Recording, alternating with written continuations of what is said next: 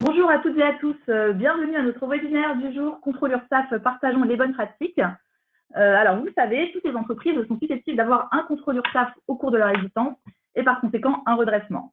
Ce contrôle constitue un événement marquant dans la vie de votre entreprise et s'accompagne bien souvent de risques financiers.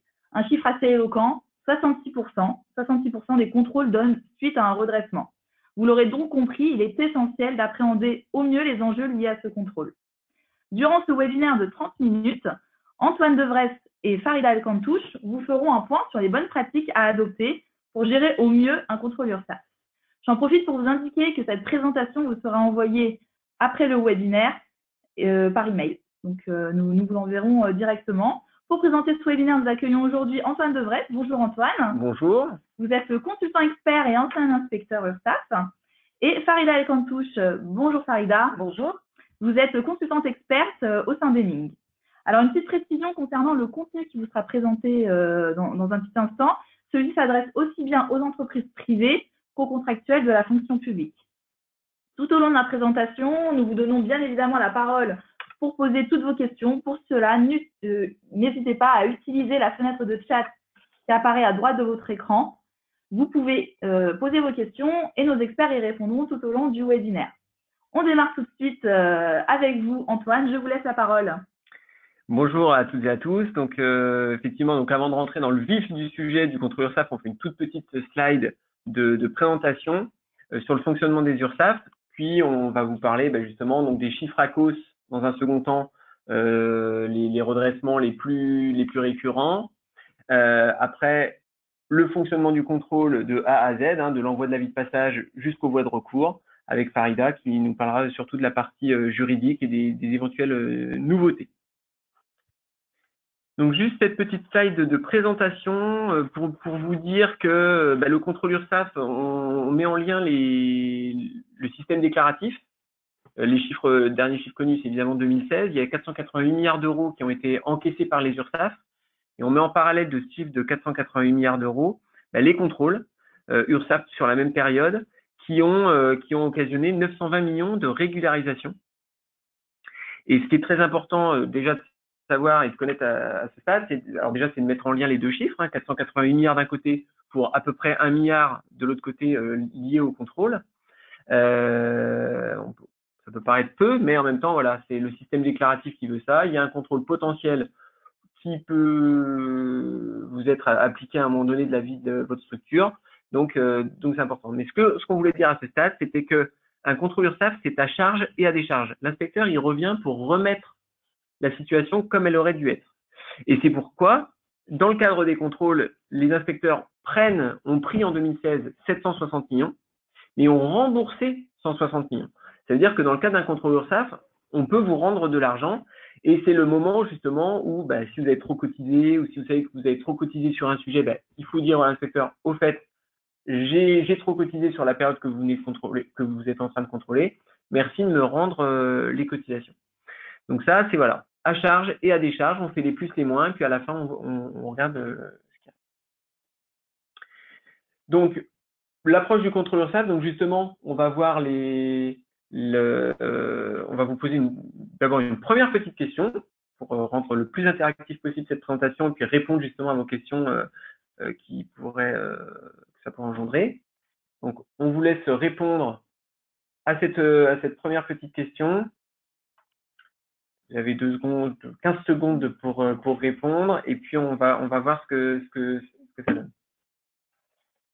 Alors, on a bientôt récolté l'ensemble des réponses. Quelques secondes.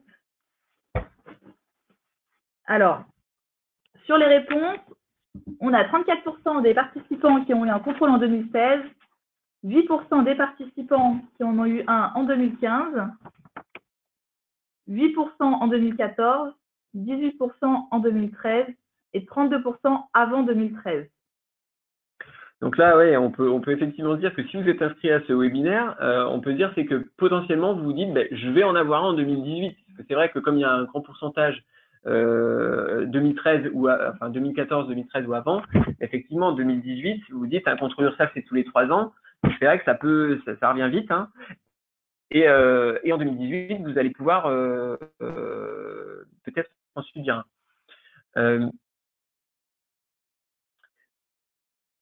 Donc là, on va vous parler justement ça c'est le rapport de la cause, hein, cette slide où on vous dit quels ont été les redressements URSSAF. On va voir qu'il y a 4 grandes familles. Les rémunérations non soumises à cotisation, les 55%, qui regroupent tout ce qui est avantages en nature, les rémunérations non soumises de tous ordres. On va prendre quelques exemples dans un second temps. Le deuxième pavé, c'est les mesures dérogatoires en faveur de l'emploi, c'est tout ce qui tourne quasiment exclusivement autour des réductions de charges clients. Le jaune, les 10%, c'est les cotisations et versements annexes, c'est notamment tout ce qui est versement transport, FNAL et CSG. Et les 7,6%, donc le dernier redressement significatif, c'est tout ce qui tourne autour des frais professionnels. Donc là, on va justement vous poser une petite question avant de rentrer dans le détail. Deuxième petite question. Il y aura que 3 questions, hein, on vous rassure tout de suite. Sur quels sont les redressements que vous avez subis justement lors d'un précédent contrôle. Parce qu'on va voir que justement, que vous ayez eu un contrôle en 2013, 2014 ou après, on va voir que les URSSAF finalement, elles innovent pas tant que ça. On va voir, il y a des nouveaux redressements potentiels qu'on voyait pas avant et qu'on commence à voir maintenant. Mais globalement, ça reste, on reste toujours un peu sur les mêmes idées. Donc pareil, on vous laisse un petit peu de temps pour cocher.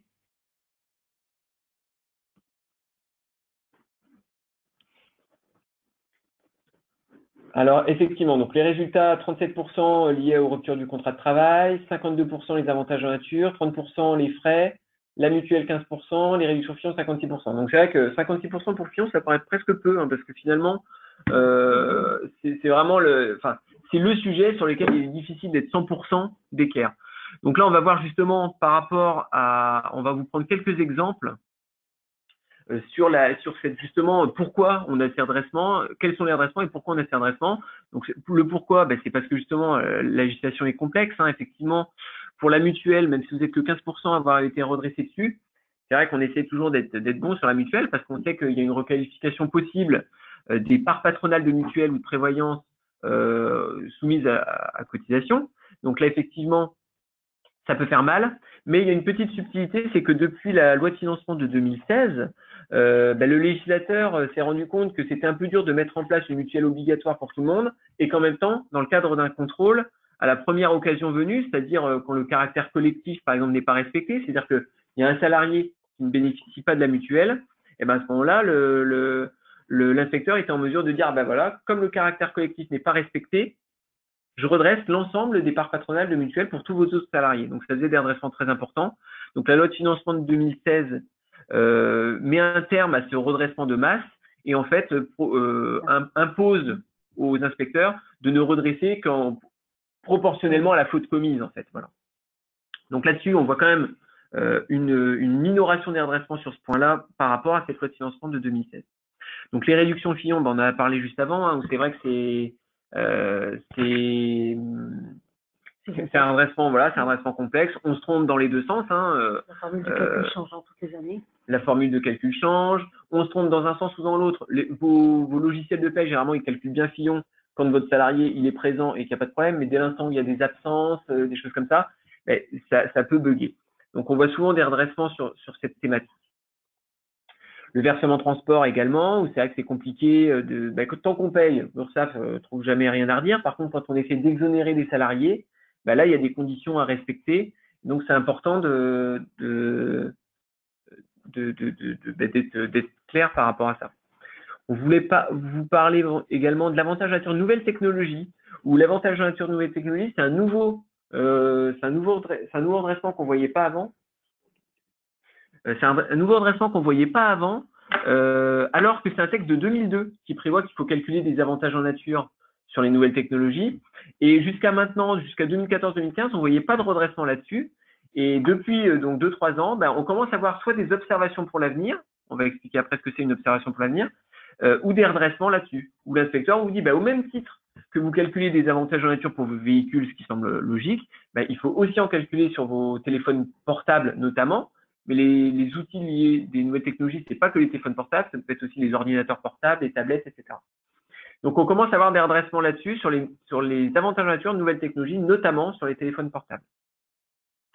Un autre redressement aussi qui est pour le coup un peu nouveau, c'est la solidarité financière. En fait, c'est le devoir de vigilance où l'URSSAF vous dit, mais quand vous faites appel à des prestataires, il faut être en mesure, tous les 6 mois, de démontrer que ce prestataire est clean vis-à-vis de l'URSSAF. Et que si on n'a pas, et que si vous ne faites pas ce devoir de vigilance en demandant les attestations à vos prestataires, eh ben, l'URSSAF, sous condition, hein, c'est pas si facile que ça pour l'URSSAF, mais c'est de dire que la condition, c'est que votre prestataire est défaillant, il ne paye pas ses cotisations URSSAF ou il s'est fait prendre en flagrant délit de travail dissimulé, et ben à ce moment-là, l'URSSAF peut venir chez vous récupérer les cotisations que ce prestataire défaillant n'a pas payé. Donc ça, c'est un sujet important.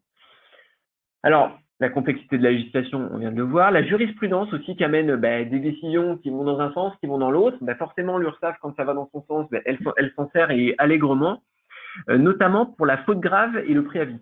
La faute grave et le préavis, c'est en fait quand vous signez une transaction avec un salarié alors que vous l'avez licencié pour faute grave, et la Cour de cassation dit à ce moment-là, c'est que quelque part vous renoncez à la qualification de faute grave et que du coup, l'inspecteur est en droit de détricoter en quelque sorte le montant transactionnel et d'en prendre un montant qui correspond au préavis. Et donc, le préavis, c'est du salaire, il faut le soumettre à cotisation.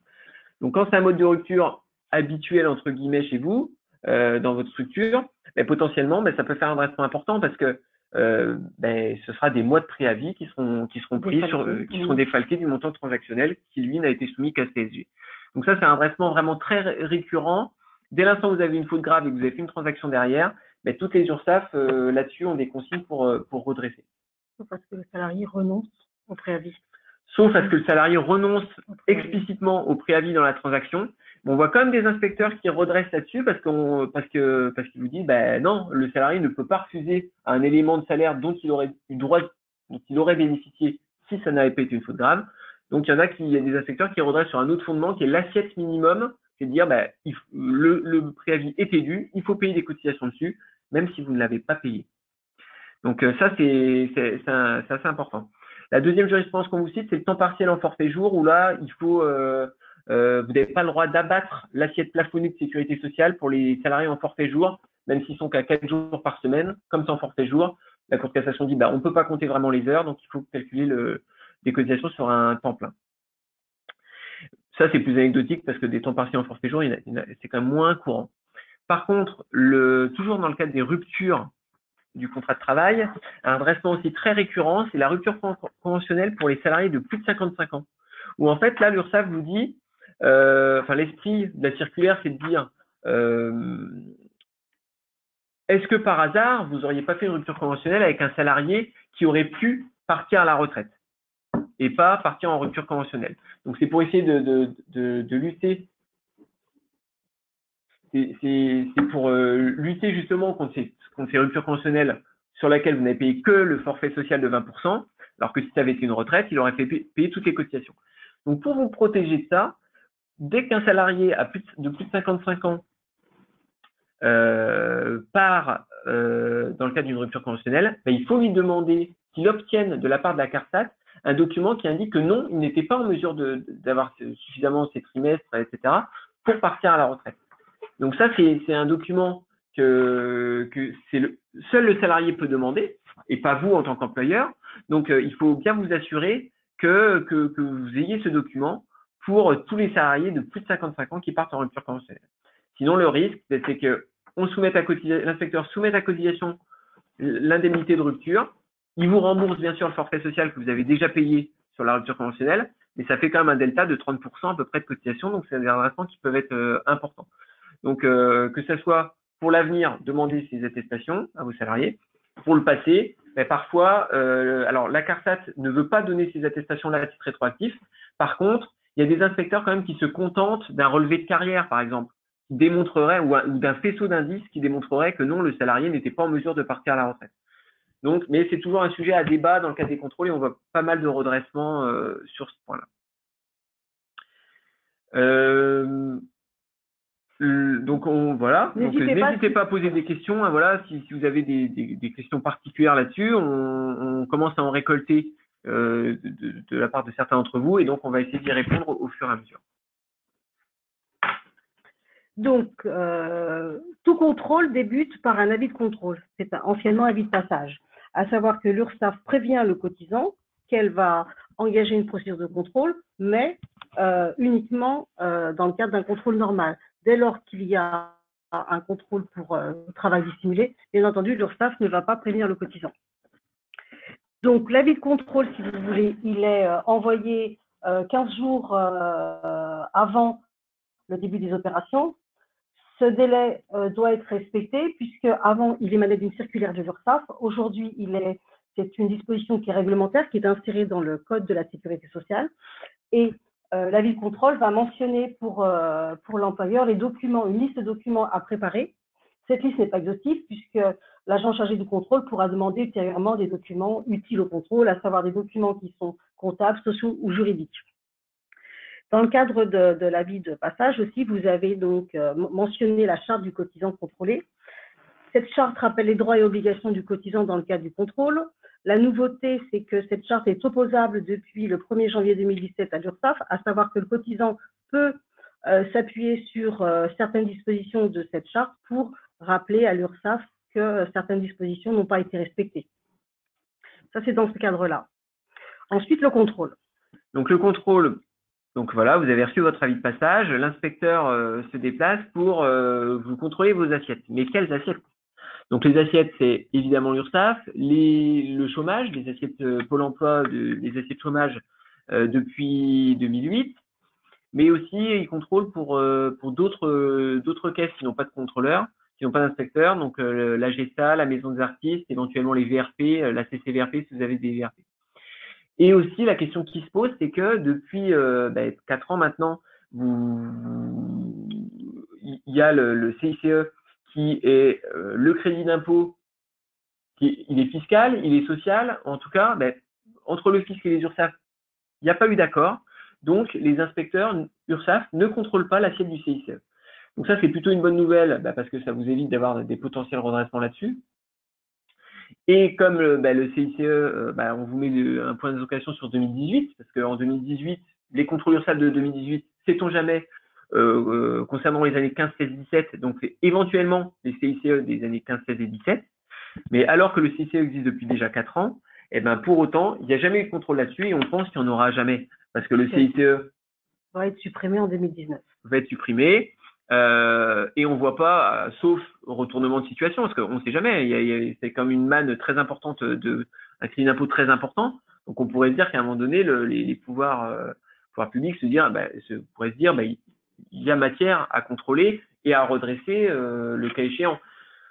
Dans tous les cas, ce qui se passe dans les lettres d'observation qu'on observe chez nos clients, c'est que l'inspecteur dit j'ai regardé tous les thèmes de législation, sauf le CICE. Comme ça lui permet éventuellement de revenir l'année prochaine pour recontrôler la même période parce qu'il aurait exclu ce thème du CICE. Sinon, c'est une petite parenthèse, une fois que le contrôle URSSAF est fini, les 3 années sont contrôlées, l'URSSAF peut pas revenir sur les mêmes années, sauf si justement il a fait des exclusions de ce type. Et puis les assiettes de retraite aussi, où ça fait depuis 10 ans qu'on en entend parler, que les inspecteurs URSSAF, pourquoi quand ils viennent contrôler les assiettes URSSAF, ils contrôlent aussi les assiettes chômage depuis 2008, mais pourquoi pas les assiettes de retraite? Alors que la loi de financement de Sécu de 2007 le prévoyait.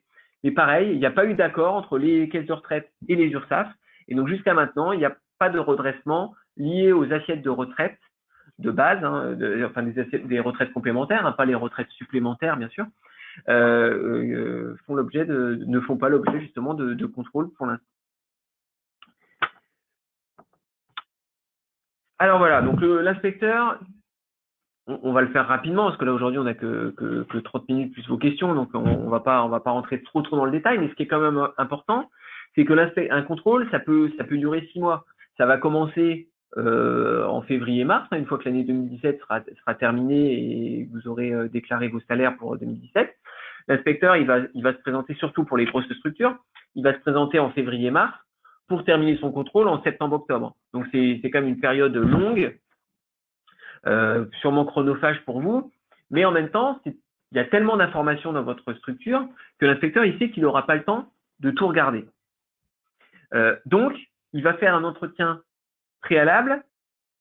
Il va faire un entretien préalable un peu costaud pour justement se rendre compte sur quel sujet vous êtes fort et qu'il n'y a pas de problème et que voilà, le discours est clair, etc.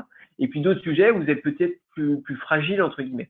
Là, l'inspecteur, son objectif, ce sera peut-être d'interroger plusieurs personnes dans l'entreprise, des gens à la paye, des gens à la compta, mais aussi pour d'autres sujets, il va interroger des personnes du comité d'entreprise. Donc, il va essayer de croiser les informations de chacun et puis voir les sujets sur là où le discours est complètement serein et clair.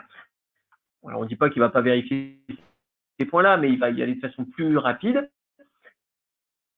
Et puis sur les autres, souvent c'est la paye qui gère les contrôles, mais de plus en plus, l'inspecteur, il va chercher en comptabilité des informations dont parfois la paye n'avait peut-être même pas connaissance. On a comme exemple les challenges que vous faites à vos commerciaux, par exemple. Vous donnez des cadeaux, des bons d'achat au meilleur commercial de la semaine. Je prends un exemple au hasard. Et puis finalement, voilà, les chèques cadeaux sont distribués, mais pour autant, la paye n'est pas au courant, alors qu'elle aurait dû les mettre sur le bulletin de paye dès le premier euro pour les chèques cadeaux, etc. Parce que c'est comme une prime, il faut les soumettre à cotisation. Donc les inspecteurs, de plus en plus, ils regardent ce qui est en paye, ils regardent ce qui est en compta. Le comité entreprise aussi, on voit des redressements de plus en plus là-dessus aussi, par rapport au caractère discriminatoire, et ça répond à une question d'entre vous. Les caractères discriminatoires qu'il peut y avoir dans les prestations du comité d'entreprise, il ne faut pas qu'il y ait il faut pas qu'il y ait des salariés qui soient exclus du versement de telle ou telle prestation. Donc l'inspecteur, il consulte et il exploite les documents. Il peut revenir avec des demandes complémentaires, on l'a vu tout à l'heure. L'avis de passage, c'est qu'une première demande, il y aura des demandes complémentaires. Et puis, ça se termine par une réunion de fin de contrôle, où là, l'inspecteur, voilà, il va vous dire ce sur quoi il compte vous redresser, les fondements juridiques et les chiffrages. Donc, tout ce qu'on vous suggère à ce stade, c'est de se dire, à ce stade, c'est de ne pas attendre cette réunion de fin de contrôle pour savoir à quelle sauce vous allez être mangé, en fait. Donc, nous, ce qu'on vous suggère, c'est comme le contrôle, il dure plusieurs mois, potentiellement, eh bien, c'est de faire des points d'étape. C'est de dire à l'inspecteur, bon, voilà, ça fait X jours que vous êtes chez nous, ce serait bien de faire un point. En gardant une idée en tête, un inspecteur, là on parle aussi pour nos clients issus du public, une mairie par exemple, un inspecteur il ne fait pas des mairies tous les 4 matins, donc les spécificités liées à vos éléments, peut-être ce sera pas son lot quotidien, alors que vous c'est votre quotidien justement. Donc l'inspecteur il fait toutes sortes d'entreprises, il est très généraliste, vous êtes spécialiste de votre domaine ou de votre convention collective. Donc c'est pour ça qu'il faut amener l'inspecteur à mettre les sujets sur la table pour peut-être tout de suite le dissuader, de lui démontrer qu'il fait fausse route pour aller quand il va sur tel ou tel sujet.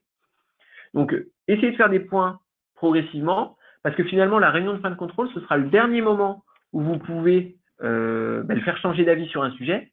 Mais généralement, la réunion de fin de contrôle, c'est compliqué de le faire changer d'avis, parce que là, il a tout ficelé, tout est prêt, plus qu'à envoyer. Donc, si vous voulez le faire changer d'avis, c'est plutôt pendant le contrôle plutôt qu'à la fin. Donc, dans la foulée ou pas, il n'y a pas de délai à respecter. On va parler comme des délais après, mais lui, il n'a pas de délai à respecter pour envoyer sa lettre d'observation. Donc, il vous envoie une lettre d'observation qui sera, dont on va parler juste après, puis dans un second temps, la mise en demeure. Juste un petit retour en arrière. Donc, comment il fait pour chiffrer ces redressements qu'il va vous mettre dans la lettre d'observation? Il a 3 choix. La méthode au réel, au forfait ou par échantillonnage. Dans 98% des cas, ils utilisent la méthode au réel parce que le plus souvent, c'est possible. Mais quand c'est pas possible, il peut faire une taxation forfaitaire. C'est-à-dire s'il estime qu'il n'a pas assez d'éléments, il peut faire une taxation à la grosse louche. Ça veut dire que là, ce sera à vous, dans un second temps, de pouvoir dire, non, vous aviez pas les éléments, vous les avez pas donnés en temps et en heure, donc vous avez fait une taxation forfaitaire. Pendant les voies de recours, je vous amène des éléments qui vous permettent de le faire cette fois-ci au réel, le redressement, mais pas au forfait.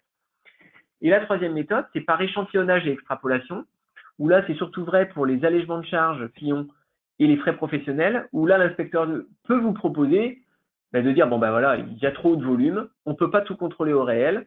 Ce qu'on vous propose, c'est on choisit ensemble un échantillon qui serait représentatif, et puis on extrapolera à toute la population. Donc nous, cette méthode-là, elle est relativement peu utilisée parce qu'il y a quand même une grosse procédure autour. L'inspecteur, il doit vous demander est-ce que vous êtes d'accord, pas d'accord, un échange de recommandés, etc. Nous, ce qu'on vous conseille pour la faire en un mot sur ce thème, c'est que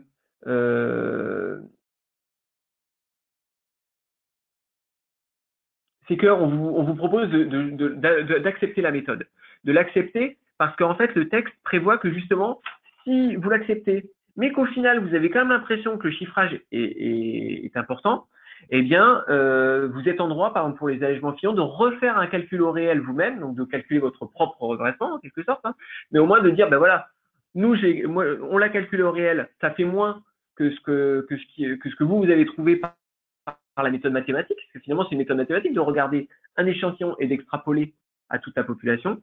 Donc si vous calculez vous-même votre redressement, ben, si vous trouvez plus que l'inspecteur, vous dites rien.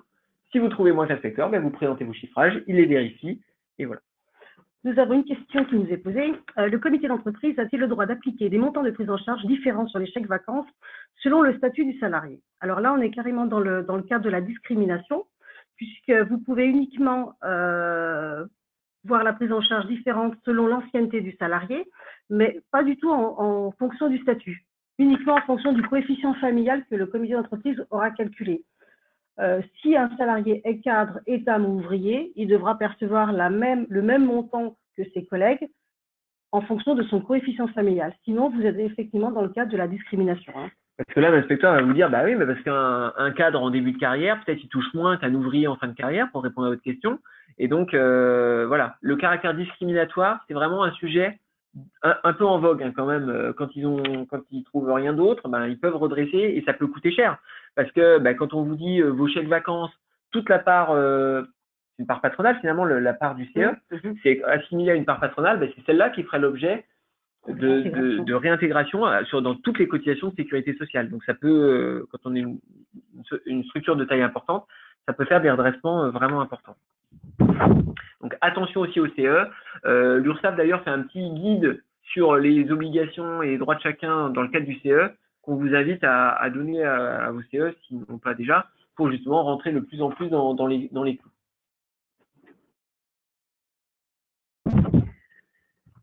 Alors, donc, le contrôle est terminé et vous avez la lettre d'observation qui doit vous être adressée. Ce qu'il faut savoir, c'est que la durée du contrôle n'est pas encadrée par la législation. Uniquement depuis 2016 pour les entreprises de moins de 10 salariés et les travailleurs indépendants, où là, effectivement, la durée est encadrée. Pour les autres entreprises, notamment les PME et les très grandes entreprises, ça a un effet anxiogène puisqu'on ne sait pas du tout combien de temps un contrôle peut durer. Et l'inspecteur n'a pas de délai pour envoyer sa lettre d'observation. On sait uniquement qu'à l'issue du contrôle, il doit envoyer sa lettre d'observation. Cette lettre d'observation va indiquer les redressements qu'il envisage, les crédits éventuels qu'il souhaite allouer à la société, les observations pour l'avenir qu'il envisage aussi. Les observations pour l'avenir, ce sont des demandes de mise en conformité pour que la société doit se mettre en conformité pour l'avenir. À savoir que lors du précédent contrôle, l'inspecteur n'avait pas identifié l'irrégularité, donc la société n'avait pas changé sa pratique. Donc pour ce contrôle-là, il ne peut pas la redresser, il peut juste lui faire des observations pour l'avenir et lors du prochain contrôle, lorsqu'il reviendra, si la société ne s'est pas mise en conformité, à ce moment-là, il pourra effectivement lui notifier des majorations pour récidive qui sont de l'ordre de 10%. Donc voilà, le haut contrôle d'après, c'est redressement, donc normal, hein, 50% de cotisation, plus la majoration pour récidive. Ça, la majoration pour récidive, de plus en plus, il l'applique aussi si suivant deux contrôles, vous n'avez pas tenu compte du redressement ou de l'observation. Donc on dit de l'observation, mais aussi du redressement, bien sûr. Si vous avez eu un redressement en 2014 et qu'en 2017, vous continuez à faire la même erreur, vous aurez les redressements, les majorations et cette pénalité pour récidive. Alors, on va vous poser une dernière petite question, justement parce qu'on va arriver aux voies de recours. Ça y est, vous avez reçu votre lettre d'observation. Qu'est-ce que je fais maintenant avec ma lettre d'observation? Pendant que vous répondez à cette question, pour ceux qui sont concernés, donc comme il n'y a peut-être pas trop de concernés, hein, votre contrôle en 2017, on va répondre à une autre question. Quelqu'un nous demande, nous octroyons des bons de Noël à nos salariés, doit-on les soumettre à cotisation? Alors, Si c'est dans le cadre d'un comité entreprise, il y a la tolérance de l'URSSAF qui est de 5% du plafond mensuel de Sécu, c'est à peu près de 163 € en 2017. Donc là, si c'est par l'intermédiaire du CE, pas de problème. C'est octroyé aux salariés ou à leurs enfants à l'occasion de Noël, pas de problème. Par contre, si c'est l'employeur qui verse directement à ses salariés des bons d'achat, ben là, à ce moment-là, et que vous avez un comité d'entreprise, vous êtes moins de 50 et que vous n'avez pas de comité d'entreprise, là, vous pouvez le faire à la place de votre CE. Par contre, si vous avez un comité d'entreprise, l'employeur n'a rien le droit de faire de prestations sociales, de prestations de ce type d'avantage. C'est-à-dire que si vous le faites, il faudra bien les soumettre à cotisation dès le premier euro. Donc c'est vrai que c'est pas toujours simple hein, pour la paix sociale entre guillemets de dire on vous donne des bons à Noël, mais c'est comme une prime, donc il faut la mettre sur le bulletin de paye. Le salarié il aurait 20% de charge salariale qui serait retenue sur son bon d'achat. Donc c'est vrai que c'est pas toujours facile à vendre hein, quand on est l'employeur, mais c'est ce que attend l'URSSAF dans le cadre question qui a été posée. 75% d'entre vous nous disent avoir reçu une lettre d'observation, une mise en demeure, et 25% n'avoir reçu aucun document. Alors, on va voir qu'il y a une certaine logique, parce que justement, les délais de prescription viennent d'être modifiés légèrement, mais qui ont vraiment leur importance. C'est pourquoi avant, on voyait les lettres d'observation plutôt au mois de septembre-octobre, et puis maintenant, on voit que ça peut s'éterniser jusqu'à la fin de l'année. On va rentrer un peu dans le détail. Donc, vous recevez votre lettre d'observation, vous avez 30 jours pour répondre à l'inspecteur. En fait, vous répondez au même inspecteur qui a fait le contrôle. Donc, on a vu tout à l'heure les réunions des points au fur et à mesure du contrôle, et puis la réunion de fin de contrôle. Vous avez essayé de le convaincre oralement. Si vous n'avez pas réussi à le convaincre, et donc il vous fait cette lettre d'observation, mais nous, ce qu'on vous dit à ce stade, ça sert peut-être à rien de remettre tout de suite vos arguments de fond tout de suite à l'inspecteur, parce qu'il y a quand même peu de chances qu'il change d'avis entre le moment de la réunion de fin de contrôle et la lettre d'observation. On vous dit, pendant ce premier délai de 30 jours, répondez-lui plutôt sur le chiffrage.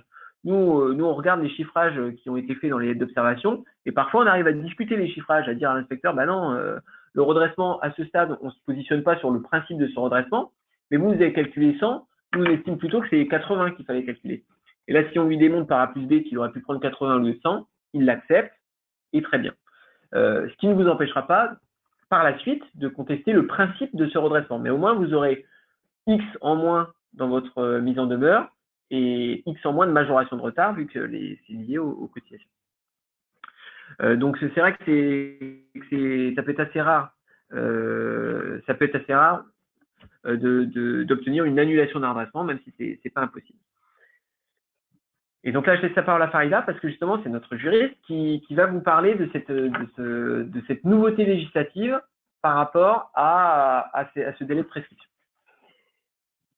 Depuis la loi de financement de sécurité sociale de 2017, vous avez donc un changement qui est important, à savoir que jusqu'au 31 décembre 2016, la mise en demeure qui est adressée par l'URSSAF aux cotisants après la lettre d'observation concernait les trois années civiles qui précédaient l'année de l'envoi de cette mise en demeure. Donc l'URSSAF avait la possibilité de récupérer les 3 années qui précédaient son contrôle. Donc, ce qui voulait dire concrètement que lorsqu'elle voulait récupérer les 3 années du contrôle, elle devait adresser sa mise en demeure avant le 31 décembre 2016 pour pouvoir récupérer l'année 2013.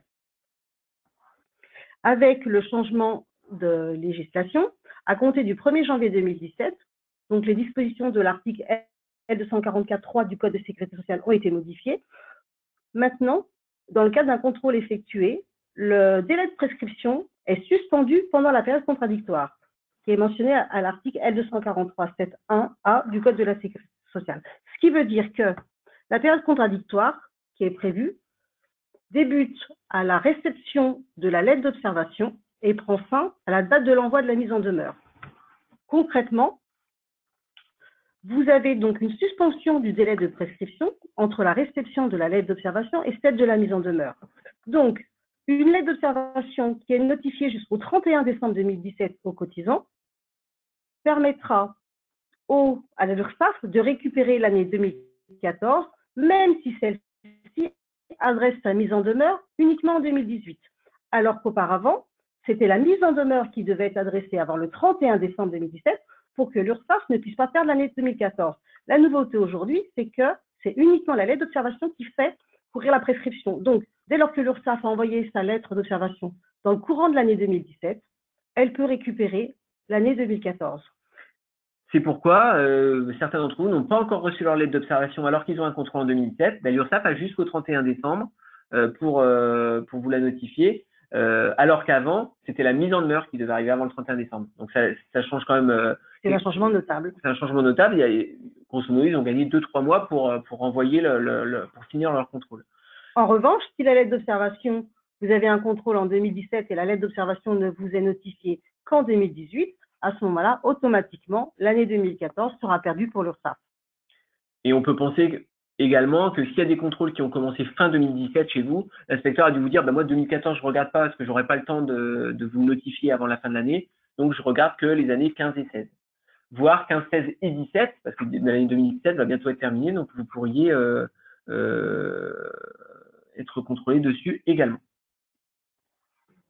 Donc ça, c'est un changement qui est quand même qu'il faut prendre en considération parce qu'effectivement, aujourd'hui, l'URSSAF n'a plus de délai, n'est plus soumise à un délai pour envoyer sa mise en demeure. Donc, alors, il faut être vigilant sur le fait que ne plus attendre la mise en demeure, c'est plutôt la lettre d'observation qui fait courir effectivement le délai de prescription pour l'URSSAF. Donc, on vient de parler de la lettre d'observation et donc le courrier, l'échange de courrier que vous pouvez avoir avec votre inspecteur ou pas. Hein. Justement, on se dit, ce qu'on disait tout à l'heure, c'est que si vos arguments de fond n'ont pas fonctionné, gardez-les pour la suite. Et la suite, c'est maintenant. C'est la phase amiable qui continue avec l'envoi de la mise en demeure. Donc, vous avez reçu la lettre d'observation, vous avez soit répondu à l'inspecteur dans le délai de 30 jours, soit vous ne l'avez pas fait. De toute façon, l'URSSAF devait attendre ce délai de 30 jours pour, à minimum, envoyer sa mise en demeure. Donc, la mise en demeure va répertorier tous les redressements, année par année, que le cotisant doit payer. Si le cotisant n'est pas d'accord sur certains chefs de redressement ou sur la totalité, il a la possibilité de contester cette mise en demeure, et ce dans le délai de 2 mois. Auparavant, le délai de contestation était d'1 mois. Depuis le 1er janvier 2017, vous avez 2 mois pour contester cette mise en demeure. Il y a une particularité, vous avez donc le délai de recours de 2 mois pour saisir la commission de recours amiable, qui est une étape obligatoire, et vous avez aussi dans la mise en demeure le fait que le cotisant a un délai d'1 mois pour payer sa mise en demeure. Et donc, c'est pour ça qu'il ne faut pas confondre ces deux délais, puisque à l'issue du délai d'1 mois, l'URSSAF peut très bien, dans la mesure où vous n'avez pas payé la mise en demeure, vous délivrer ce qu'on appelle une contrainte. Et cette contrainte, vous devez la contester devant le tribunal des affaires de sécurité sociale, et ce, dans le délai de 15 jours. Dans le rapport de la cause, cette question a été abordée, puisqu'effectivement, il était dit, d'un côté, on a un délai d'1 mois pour payer la mise en demeure, et de l'autre côté, on a un délai de 2 mois pour la contester. Donc, les URSSAF, apparemment, ont décidé d'attendre ce délai de 2 mois pour éventuellement adresser ultérieurement des contraintes si la mise en demeure n'était pas contestée et si elle n'était pas payée. Donc, soyez vigilants par rapport à ces délais également. Dans le cadre de la mise en demeure, vous avez effectivement des majorations de retard, 2 types de majorations de retard, les majorations principales, qui constituent un forfait de 5%, et vous avez également les majorations complémentaires qui sont le loyer de l'argent et qui, elles, se décomptent à un taux de 0,4% par fraction de mois écoulés ou de mois écoulés. Donc, ça peut se chiffrer, ces montants peuvent être quand même conséquents. Donc, c'est pour ça que lorsque vous avez un contrôle et que vous voulez contester une mise en demeure, si les montants du redressement sont élevés, peut-être envisager de payer à titre conservatoire la mise en demeure pour stopper le cours des majorations de retard. Et pour aussi être à jour de ces cotisations. Tout à l'heure, on parlait du devoir de vigilance et les attestations que vous devez demander à vos prestataires. Mais vous aussi, on peut vous demander des attestations de compte à jour URSSAF. Et si vous n'avez pas payé votre mise en demeure dans le cadre du contrôle, vous n'êtes pas à jour et donc vous ne pouvez pas avoir vos attestations de compte à jour. Donc, généralement, on est un peu obligé de payer sa mise en demeure. Entre parenthèses, on a parlé des majorations de retard. On peut faire une demande de remise gracieuse des majorations de retard. la payer, hein. Voilà. Donc, vous saisissez la commission de recours amiable. Et donc, vous attendez, là pour le coup, si la réponse de l'inspecteur arrive assez rapidement, la réponse de la commission de recours amiable, c'est assez long. Il faut au moins attendre 1 an à peu près avant d'avoir une réponse de la commission de recours amiable. Et puis là, on rentrerait dans la phase contentieuse, dont on ne va pas parler aujourd'hui parce que le temps nous presse. Et donc après, la phase contentieuse en un mot, Farida. Au préalable, donc avant la phase contentieuse, on a la phase amiable, c'est-à-dire qu'il faut saisir la commission de recours amiable. Et si on a une décision qui ne nous correspond pas, à ce moment-là, vous pourrez saisir les tribunaux. Mais le préalable est saisir la commission de recours amiable. Vous ne pouvez pas saisir directement le tribunal des affaires de sécurité sociale, sinon vous allez avoir une irrégularité. Donc à ce stade, on a fini notre présentation. Je vais essayer de reprendre quelques questions que vous nous avez posées parce que on a eu plusieurs questions sur tout ce qui tourne autour du comité entreprise. Et vous avez raison parce que c'est vraiment un sujet pas nouveau, mais pour lesquels les inspecteurs disent j'ai une tolérance. Maintenant, si vous sortez d'un cheveu de la tolérance, je vous redresse. Les questions étaient la suivante. Est-ce que le CE peut-il verser une somme d'argent à un collaborateur en grande difficulté financière? C'est le seul cas un peu où il y a une notion de secours si elle est justifiée, le CE peut donner une somme d'argent, mais il faut pouvoir le justifier, c'est-à-dire en face de la somme qui a été donnée, avoir un petit dossier qui dit le pourquoi du comment, justifier du caractère de difficulté. Il y a la possibilité aussi de faire un prêt, mais il faut décompter un intérêt. Voilà. Sinon, effectivement, dans le cadre d'un contrôle, l'URSSAF pourrait redresser cette somme-là. Et puis, il faut surtout que le prêt soit remboursé. Parce que souvent, il y a des prêts, mais s'il n'y a pas de remboursement, notamment quand le salarié quitte l'entreprise, il faut que le salarié ait remboursé s'il ne voulait pas être redressé. Et pas de prêt à taux zéro. Concernant les bons cadeaux aux enfants, autre question, les enfants du personnel. Alors, effectivement, c'est dans la tolérance de l'URSSAF, dans le guide d'URSSAF, qui vous dit que vous avez le droit de donner à votre salarié un bon d'achat de 5% du plafond mensuel de Sécu, 163 € pour les bons de Noël, pour votre salarié ou pour les enfants du salarié. Donc ça, vous pouvez c'est cumulable en fait. Donc si vous avez un resté généreux, il peut donner 163 € par enfant et vous avez la liste justement de ces tolérances dans ce fameux guide de l'URSSAF. Après, on a eu d'autres questions par rapport à la DSN, où en fait la DSN, c'est vrai que c'est pas si nouveau que ça, mais on n'a pas encore vu trop de liens directs entre le ciblage des redressements grâce à la DSN. Mais c'est vrai qu'à terme, on peut se dire que en tout cas les redressements, les contrôles sont de mieux en mieux ciblés, c'est-à-dire que les inspecteurs ils viennent là où potentiellement ça peut rapporter. Donc c'est les secteurs d'activité à risque, disons, qui déclarent pas très bien, mais c'est aussi pour vous les grandes entreprises, les grandes structures. Il y a forcément, dès l'instant où vous avez la moindre erreur, ça peut vite faire des redressements importants. Mais si vous avez eu un contrôle, tout à l'heure on a vu qu'il y avait des structures qui n'ont pas été contrôlées depuis 2013, c'est très important de garder votre lettre d'observation du contrôle précédent, parce que l'URSSAF se fie là-dessus aussi pour se dire, j'ai passé 6 mois dans cette grosse structure-là il y a 6-7 ans, et j'ai pas trouvé grand-chose. Ça sert peut-être à rien de revenir tous les 3 ans régulièrement. On va leur laisser un peu plus de temps et c'est peut-être ce qui s'est passé pour vous qui n'avez pas été contrôlé avant 2013. Donc, et dernière chose, la lettre d'observation, c'est le premier outil de l'inspecteur quand il arrive vous contrôler, la lettre d'observation du précédent contrôle. Parce que forcément, il profite du travail qui a été fait par son prédécesseur pour déjà voir s'il n'y aurait pas des pénalités pour récidive, la pénalité de 10% dont on vous a parlé tout à l'heure, à vous appliquer sur des redressements pour lesquels vous n'auriez pas changé vos pratiques. Donc, si votre contrôle est assez ancien, nous on vous invite à aller retrouver ce contrôle et à aller bien vérifier que vous êtes mis d'équerre surtout. Donc, a priori, on a répondu à peu près aux questions que vous nous avez posées. Si vous avez d'autres, vous aurez l'occasion de nous répondre par mail, de nous poser vos questions par mail suite à l'envoi des slides. Et je laisse Karima. Merci pour votre attention. Effectivement, merci Antoine, merci Farida. Nous vous enverrons cette présentation juste cet après-midi, après le webinaire.